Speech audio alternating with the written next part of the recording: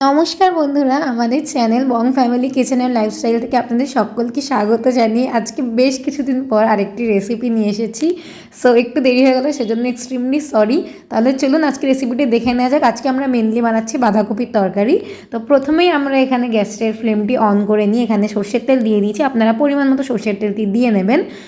So আমরা এখানে আমাদের পরিমাণ মতো দিয়ে নিয়েছি। এবার তেলটাকে খুব সুন্দরভাবে গরম হয়ে যাওয়ার পর আমরা এখানে পরিমাণ মতো একটু জিরে দিয়ে নেব। হাফ টেবিল স্পুন মতো আমরা জিরে দিয়েছি। দেন এখানে আমরা তেজপাতা দিয়ে দেবেন, আপনারা আপনাদের পরিমাণ মতো দিতে পারেন। আমরা এখানে একটা তেজপাতা দিয়েছি বড় সাইজের। দেন এখানে গোটা গরম মশলা দিয়েছি। দিয়ে এই মশলাটাকে আমরা একটু ভালোভাবে সটে করে নেব খানিকক্ষণ। দেন এখানে আমরা দুটো শুকনো লঙ্কা দিয়েছি। আপনারা চাইলে আরও বেশি ইউজ করতে পারেন, কমও ইউজ করতে পারেন। সো আমরা যেহেতু পরে কাঁচা লঙ্কা দেবো, সেজন্য ঝালটা যাতে বেশি না হয়ে যায়, সেজন্য এখানে দুটোই শুকনো লঙ্কা ইউজ করেছি।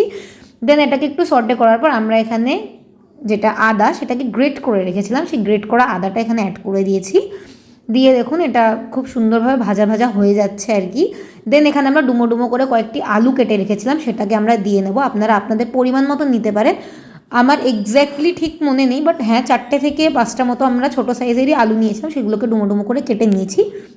নিয়ে কারণ বাঁধাকপিতে আলুটা খুবই টেস্টি লাগে খেতে, আর বাঙালিদের রান্নায় বেশিরভাগই আলুটা থাকে, যাতে জানেনই একটা ইমোশন আলু। সো খুব সুন্দর লাগে খেতে। আপনারা দিতেও পারেন, স্কিপও করতে পারেন, বাট দিলে খুব সুন্দর লাগে। দেন এখানে আমরা একটু হলুদ দিয়ে নিলাম। হলুদটা আপনারা চাইলে পরেও দিতে পারেন, বাট এই টাইমটা এজন্যই দিয়ে নিলাম যাতে আলুগুলোতেও খুব সুন্দর কালারটা ধরে যায়, সেজন্য। দেন দেখুন আলুটা এখানে আমাদের মোটামুটি লাল লাল করে ভাজা হয়ে গেছে। এবার আমরা এখানে একটা বড় সাইজের টমেটো নিয়ে নিয়েছি, সেটাকে আমরা কেটে নিলাম। কেটে এখানে টমেটোটাকে অ্যাড করে দিয়েছি। অ্যান্ড এখানে আমরা লাস্টে শুকনো লঙ্কা নিয়েছিলাম। দেন আমি বলেছিলাম যে এখানে আমরা কাঁচা লঙ্কাটাও ইউজ করব, তো কাঁচা লঙ্কা এখানে পরিমাণ মতো নিয়ে নিয়েছিলাম চপড করে, সেটাও দিয়ে দিয়েছি। দেন দেখুন মশলাটা প্রায় অনেকটাই সটে হয়ে এসেছে। মোটামুটি লাল লাল করে আমরা প্রত্যেকটি জিনিস ভেজে নেব, এবং যেই টমেটোগুলো সেটা যতক্ষণ একটু নরম না হয়ে যাচ্ছে ততক্ষণ এটাকে খুব সুন্দরভাবে একটু সটে করে নেব।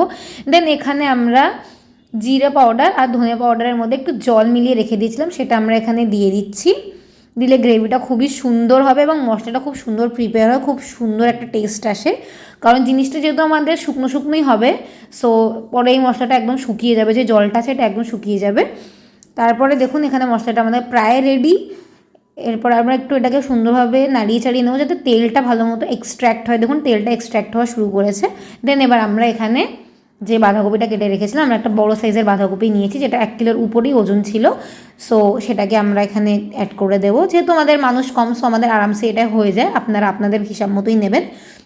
সো বাঁধাকপিটা ফার্স্টে দেখতে অনেকটাই মনে হয়, বাট হয়ে যাওয়ার পরে যখন তেলটা এবং জলটা যখন বেরিয়ে যায় মেনলি, তখন অনেকটাই কমে যায়। সো সেজন্য এখন দেখতে হয়তো অনেকটাই লাগবে, বাট হয়ে গেলে তখন অনেকটাই কমে আসবে। আমরা একটু একটু করে অ্যাড করব, যেহেতু কড়াইতে আমাদের পুরো জিনিসটাকে ধরাতে হবে, সেজন্য আমরা অল্প অল্প করে এই জিনিসটাকে অ্যাড করে নেব। সো এখন যেহেতু ঠান্ডা পড়ে গেছে, বাঁধাকপি এখন সবাই খাবে। মোটামুটি কলকাতায় ভালোই ঠান্ডা পড়ছে এখন, সন্ধ্যেবেলার দিকে সকালবেলার দিকে মোটামুটি ভালোই ঠান্ডা, কারণ ডিসেম্বর মাস এসেই গেছে। সো আমার শরীরটা কিছুদিন ধরে ভালো ছিল না, সো সেজন্য একটা ভিডিও দিতে পারিনি, তার জন্য একটু দেরি হলো ভিডিওটা দিতে। বাট নিশ্চয়ই আপনারা দেখে জানাবেন আপনাদের রেসিপিটি কেমন লাগলো, এবং আশা করব এরপর থেকে আমি চেষ্টা করব যাতে খুব তাড়াতাড়ি আপনাদের জন্য ভিডিও নিয়ে আসতে পারি। দেন এখানে একটু লবণ অ্যাড করে দিলাম, হলুদটা আগেই দিয়ে দিয়েছিলাম, লবণটা এখন অ্যাড করে দিলাম। লবণটা আপনাদের পরিমাণ মতোই নেবেন আপনারা, তার কারণ লবণটা বেশি কমের ব্যাপার থাকে একটা, তো সেজন্যই। দেখুন এবার বাঁধাকপিটা অনেকটাই কমে এসেছে, জলটা অনেকটাই বেরিয়ে গেছে। এবার আমরা এটিকে একটু ঢাকা চাপা দিয়ে ভালো করে সেদ্ধ করে নেব, যাতে বাঁধাকপিটা জলটা পুরোটা বেরিয়ে যায় এবং রান্নাটা মোটামুটি হয়ে যায়, সেদ্ধ হয়ে যায় খুব ভালোভাবে। তো দেখুন এটাকে আমরা ঢাকা দিয়ে রেখে দিয়েছিলাম, সেটা আমি অফ স্ক্রিন রেখেছি। সো এটা আমাদের হয়ে গেছে প্রায়। দেখুন এখানে মোটামুটি খুব সুন্দরভাবে আমাদের বাঁধাকপিটা সেদ্ধ হয়ে গেছে। এবার আমরা এখানে একটু ঘি অ্যাড করে দিলাম, আপনাদের পরিমাণ মতো দিয়ে নেবেন। এবং এখানে লাস্টে আমরা অ্যাড করে দিলাম গরম মশলা। ঘি গরম মশলাটা দিলে প্রত্যেকটা রান্নায় খুব সুন্দর টেস্ট হয়। সো সেটা আমরা দিয়ে নিলাম এখানে। দেন ব্যাস আমাদের রান্নাটা প্রায় শেষ। এবার আমরা জাস্ট গ্যাসের ফ্লেমটাকে অফ করে দেব। দেখুন এবার আমাদের বাঁধাকপিটা একদম রেডি। এটা ভাতের সাথে, রুটির সাথে, আপনার যে কোনো কিছুর সাথে এনজয় করতে পারবেন। আশা করছি আপনাদের ভিডিওটা ভালো লেগেছে এবং রেসিপিটি খুবই পছন্দ হয়েছে। তো যদি আপনাদের রেসিপিটি ভালো লাগে অবশ্যই আমাদের চ্যানেলটিকে সাবস্ক্রাইব করবেন এবং ভিডিওটিকে লাইক করবেন। দেখা হবে পরবর্তী ভিডিওতে, খুব তাড়াতাড়ি আমি আনার চেষ্টা করব। ততক্ষণের জন্য আপনার সবাই ভালো থাকুন, সুস্থ থাকুন। নমস্কার, আজকের জন্য এই পর্যন্তই।